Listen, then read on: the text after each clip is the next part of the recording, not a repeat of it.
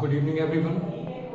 नमस्कार। एक बार फिर से आप सभी का स्वागत है सक्सेस पॉइंट इंडिया के इस रिकॉर्डेड प्रोग्राम जीके क्विज में। कैसे हैं आप सभी?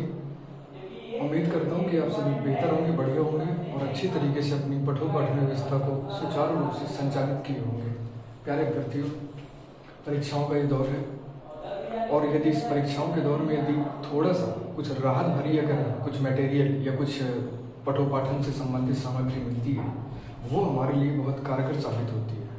प्यारे अभ्यर्थियों, आपकी इन्हीं सब सारी चिंताओं को लेकर के सक्सेस पॉइंट इंडिया लेकर के आया है आपके लिए जीके क्विज कार्यक्रम, जिसने अपनी पिछली सभी निरंतर क्लासों में से लगभग 90 क्लास पूरे करने का एक रिकॉर्ड स्थापित किया है। तो प्यारे अभ्यर्थियों, बिना किसी देरी के प्रारंभ करते हैं आज की इस क्लास। और आज की इस क्लास में प्यारे अभ्यर्थियों, आप सभी के सामने पहला प्रश्न है कि राष्ट्रपति द्वारा तैयार किया गया अध्यादेश क्या है?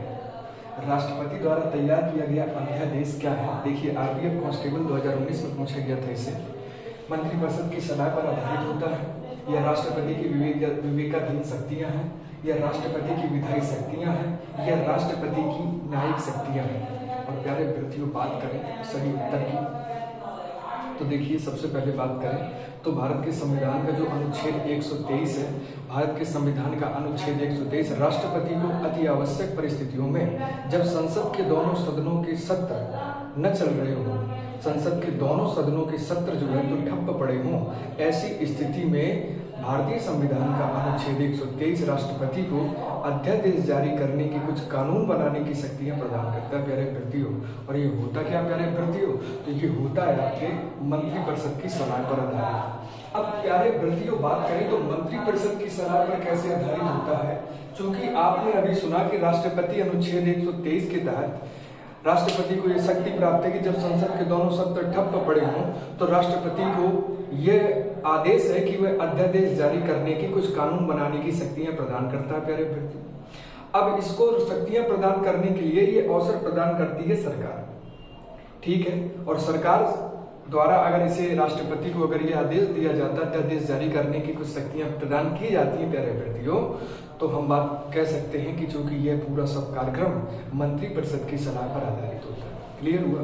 तो मंत्रिपरिषद की सलाह पर आधारित होता है, राष्ट्रपति द्वारा तैयार किया गया अध्यादेश मंत्रिपरिषद की सलाह पर आधारित होता है। यहाँ तक क्लियर हो गया? अगले प्रश्न पर आ जाए। और अगला प्रश्न प्यारे अभ्यर्थियों आपके सामने कि ईएसआईसी का विस्तारित रूप क्या है? इसे देखो, पूछा है आरपीएफ एसआई 2019 में कि ईएसआईसी का विस्तारित रूप क्या है? Employees state India corporation, employees state insurance corporation, employees state information corporation, या एम्प्लॉयज स्टेट इंश्योरेंस काउंसिल। और प्यारे व्यक्तियों, इसका हिंदी रूपांतरण होता है ईएसआईसी का कर्मचारी राज्य बीमा निगम, यानी कि employees state insurance corporation, employees state insurance corporation, यानी बी नंबर प्यारे व्यक्तियों आपका यहाँ पे बिल्कुल सही होगा।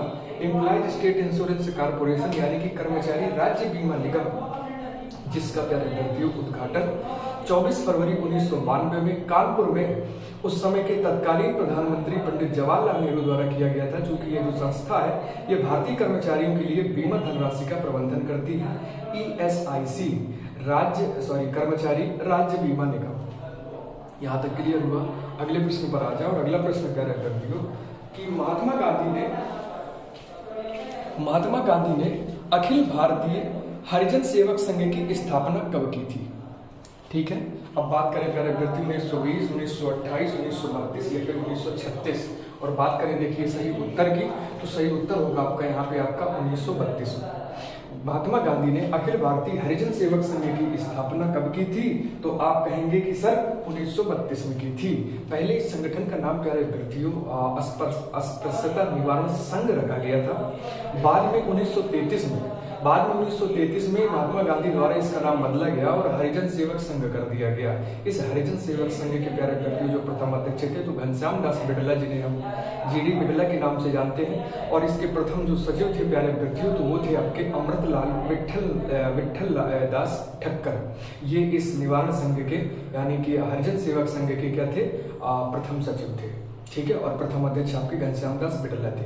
वर्तमान में प्यारे अभ्यर्थियों बात करें तो इस संगठन जो अखिल भारतीय जो हरिजन सेवक संघ है, अखिल भारतीय हरिजन सेवक संघ है, ये इसके बहुत सारे मतलब कि अभी ब्रांचेस कई जगह ओपन है। प्यारे अभ्यर्थियों बात करें तो वर्तमान में शंकर कुमार सान्याल इसके वर्तमान अध्यक्ष है, शंकर कुमार सान्याल।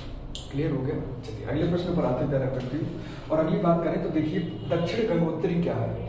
आंध्र प्रदेश की नदी घाटी, अंटार्कटिका में स्वचालित स्टेशन, गंगा नदी का एक स्रोत या भारतीय समुद्र में स्थित एक द्वीप। दक्षिण गंगोत्री क्या है पूछा गया प्यारे अभ्यर्थियों। तो दक्षिण गंगोत्री क्या है? तो दक्षिण गंगोत्री है आपके अंटार्कटिका में स्वचालित एक स्टेशन।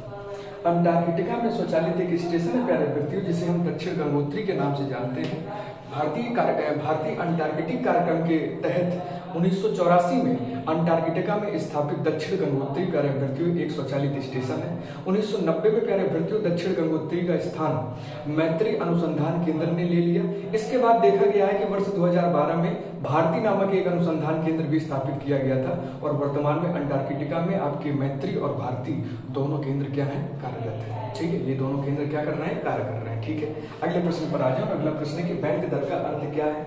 साहूकारों द्वारा ली गई ब्याज दर या अनुसूचित बैंकों द्वारा ली गई ब्याज दर या बैंकिंग संस्थाओं के लाभ की दर या केंद्रीय बैंक द्वारा ली गई आधिकारिक ब्याज दर। कौन सा उत्तर सही है प्यारे अभ्यर्थियों? और यहाँ पे बात करें कि बैंक दर का आशय क्या है या बैंक दर का अर्थ क्या है, तो प्यारे अभ्यर्थियों बैंक दर का अर्थ है कि केंद्रीय बैंक द्वारा ली गई एक आधिकारिक ब्याज दर। ठीक है, सेंट्रल बैंक द्वारा जो एक ऑफिशियली जो एक रेपो रेट जो एक चार्जेस जो इंटरेस्ट रेट लगाया जाता है, ये बैंक की एक ब्याज दर बन जाती है प्यारे अभ्यर्थियों। जिस सामान्य ब्याज दर पर रिजर्व बैंक द्वारा वाणिज्य बैंकों को पैसा उधार दिया जाता है वो बैंक कहलाती है। और वो प्यारे अभ्यर्थियों होता है क्या? वो होता है आपका केंद्रीय बैंकों द्वारा लिया गया क्या? एक ऑफिशियल ब्याज दर। ठीक है, जैसे कि रिजर्व बैंक और रिजर्व बैंक जितने भी वाणिज्यिक बैंक है, जितनी कमर्शियल बैंक है, इनको पैसा उधार दिया, जब वापस लेगी तो वो क्या है?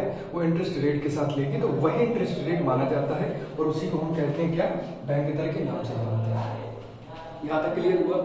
यहाँ तक क्लियर हुआ तो अगले प्रश्न पर आ जाए कि पौधों में होने वाली क्रियाओं में से एक जो इसका तापमान कम कर सकती है उसे क्या कहते हैं? प्रकाश संश्लेषण, वाष्पोत्सर्जन, जलीय अपघटन या फिर श्वसन।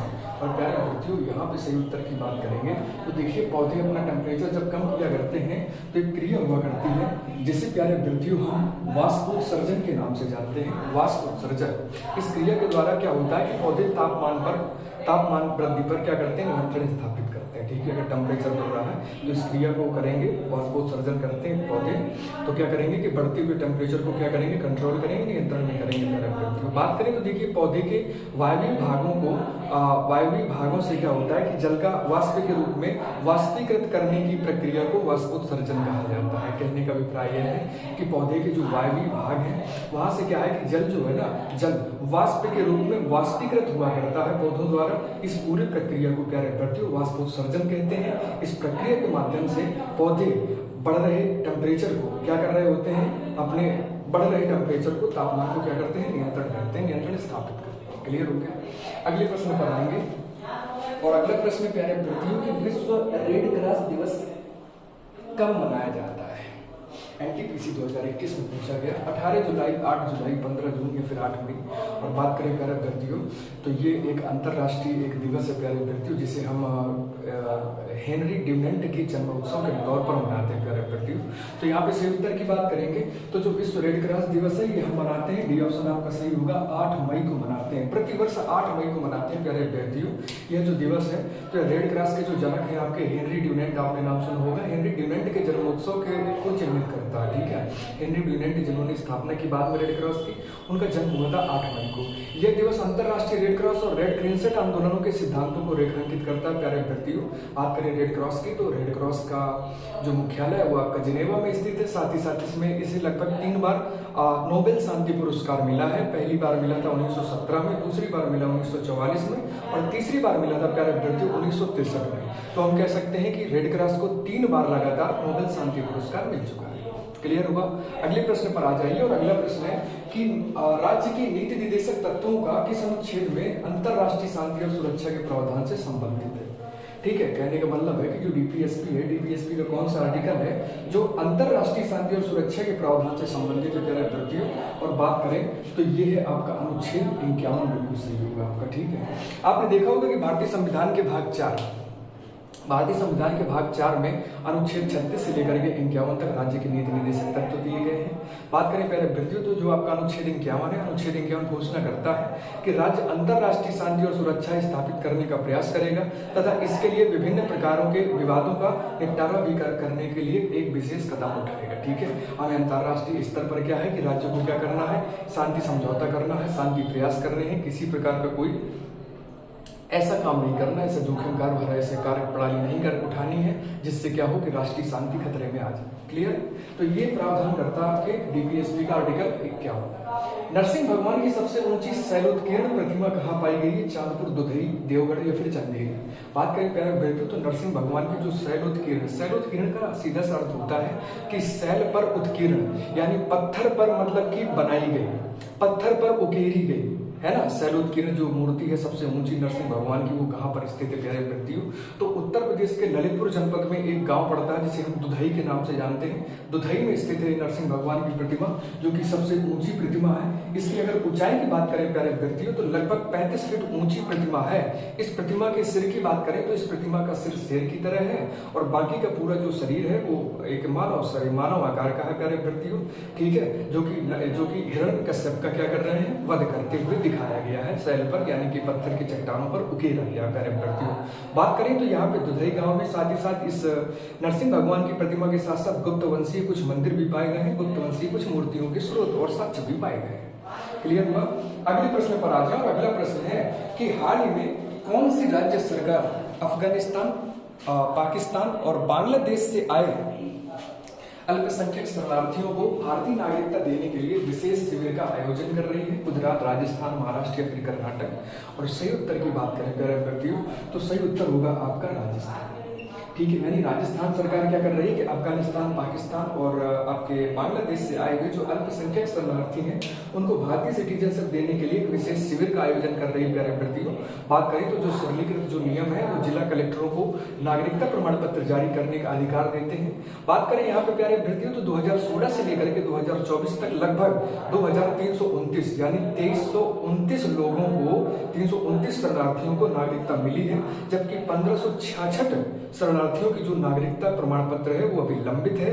उस पर उन आवेदनों को लंबित किया गया है, उन पर अभी विशेष कार्रवाई चल रही है। ठीक है, चलिए अगले प्रश्न पर आते हैं कि प्रधानमंत्री मुद्रा योजना के तहत ऋण सीमा को बढ़ाकर कितना कर दिया गया? प्रधानमंत्री मुद्रा योजना के तहत ऋण सीमा को बढ़ाकर कितना कर दिया गया?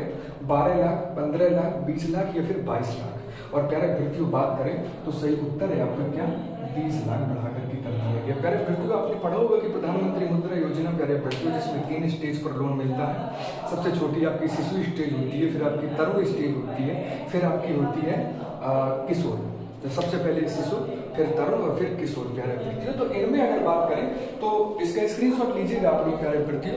तो अगर इसकी बात करें प्यारे अभ्यर्थियों तो देखिए कि वित्त मंत्री निर्मला सीतारमण ने, आपको पता होगा कि 23 जुलाई को अभी हाल ही में संसद में एक बजट पेश किया है। इसमें क्या हुआ कि केंद्रीय बजट 2024 के दौरान निर्मला सीतारमण ने प्रधानमंत्री मुद्रा योजना के तहत मिलने वाली ऋण सीमा को बढ़ा करके 10 लाख से बढ़ा करके सीधे 20 लाख कर दिया गया है। पहले यह सीमा प्यारे अभ्यर्थियों 10 लाख हुआ करती थी।